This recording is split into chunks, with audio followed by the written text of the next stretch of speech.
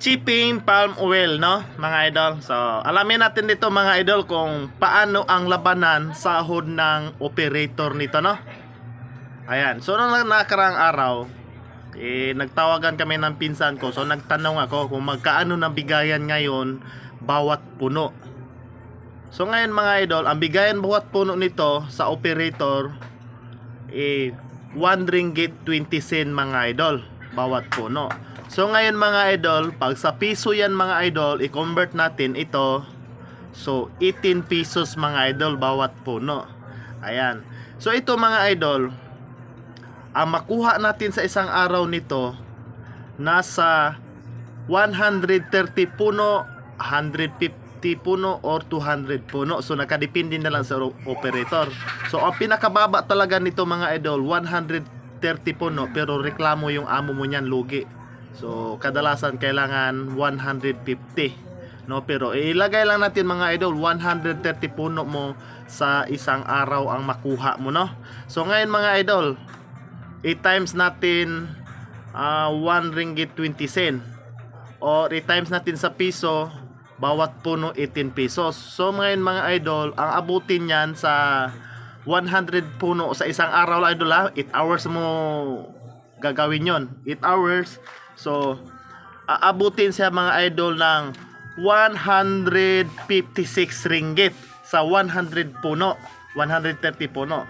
So ngayon ko i-convert natin sa piso, aabot siya ng 2,353.80 sen. So sa isang araw mga idol. Ayan.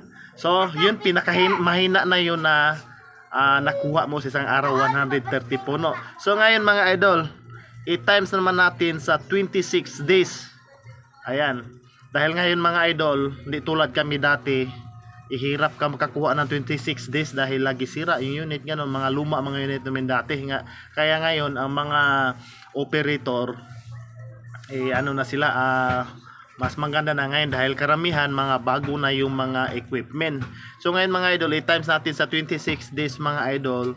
So aabot na siya ng 4,056 ringgit. Ayan, so i-convert naman natin sa piso mga idol. So papalo naman siya sa mga 61,20,000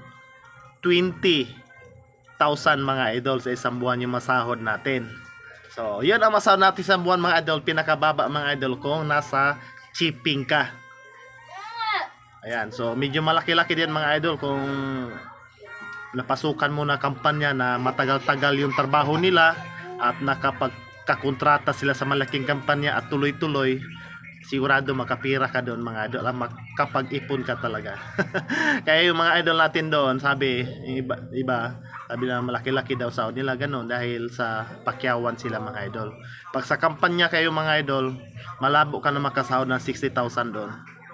Kagaya ng vlog ko nung kahapon, di ba? Pinakataas nasa mga 40k lang o 30k mahigit pag sa maintenance lang tayo. So yun lang mga idol, no? Dagdag kaalaman. Tapos hindi na tayo maghilala na kung saan tayo magtanong kung paano labanan nito. So dito nalalaman na natin kung magkaano. So yun lang, maraming salamat. God bless you all.